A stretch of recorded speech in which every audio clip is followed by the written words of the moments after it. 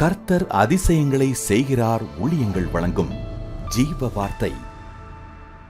இயேசுவோட நாமம் மகிமைப்படுவதாக. அவர் நல்லவர், அவர் பெரியவர், அவர் நமக்கு போதுமான தேவன்.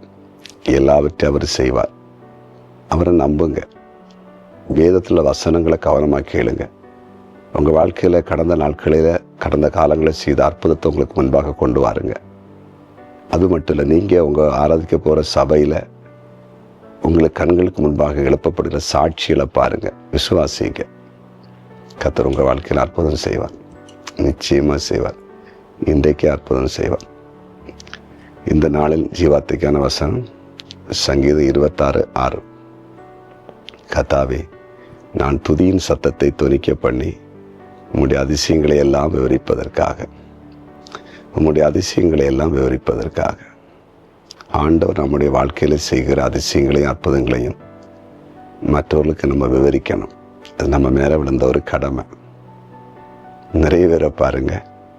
தாங்கள் பெற்ற அற்புதத்தை மற்றவங்களுக்கு சொல்றதுக்கே வெட்கம். ஒரு தடவை படிக்க முடியாமல் இருந்த தன்னுடைய பிள்ளைக்காக ஒரு சகோதரி ஒரு தீர்மானம் பண்ணியிருக்காங்க, ஒரு பொருத்தனை பண்ணாங்களாம். நான் கர்த்தர் அதிசயங்களை செய்கிறார் கூட்டத்தில் என் பிள்ளை படிக்க முடியாமல் இருந்தான், ஸ்கூலுக்கு போகாமல் இருந்தான். அவன் ஸ்கூலுக்கு போனான்னா, படித்தான்னா, அவன் எக்ஸாம் எழுதுனான்னா, அவன் வெற்றி பெற்றான்னா நான் போய் சாட்சி கொடுப்பேன்னு பொருத்தனை பண்ணாங்களாம். ஏசப்பா என்ன செய்தால் தெரியுமா? ஸ்கூலுக்கு போவதுக்கு இந்த தடையை மாற்றினார், படிக்கிற தடையை மாற்றினார். ஸ்கூலுக்கு போக ஆரம்பித்தான், படித்தான், வெற்றி பெற்றான். அந்த சகோதரி கடைசியாக இனி எப்படி போய் சொல்கிறது, எப்படி பரிவிடத்தில் போய் நிற்கிறது, மற்றவங்க பார்ப்பாங்களே அப்படின்னு சொல்லிட்டு அந்த சாட்சியை சொல்கிறதுக்கு கூட அவங்க கடைசியில் ரொம்ப கஷ்டம்தான். ஒரு கடிதம் அதை எழுதி போட்டிருந்தாங்க. இப்படி பொருத்தனை பண்ணியிருந்தேன், சாட்சி சொல்லுவேன் வந்தேன்னு.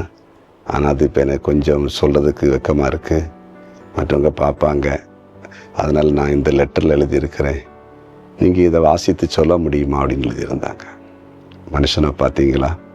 கஷ்டப்படும் போது நான் சாட்சி சொல்லுவேன், எல்லா இடத்துலையும் சொல்லுவேன், எங்கான சொல்லுவேன்னு சொல்லி அதை பொருத்தனை பண்ணி விடுதலை பெற்ற பிறகு சொல்றதுக்கு வெக்கம். ஒன்று மட்டும் தெளிவாக புரிஞ்சுக்கிடுங்க, இயேசுவோடைய அற்புதங்கள் அதிசயங்களை நம்ம விவரிக்கணும்.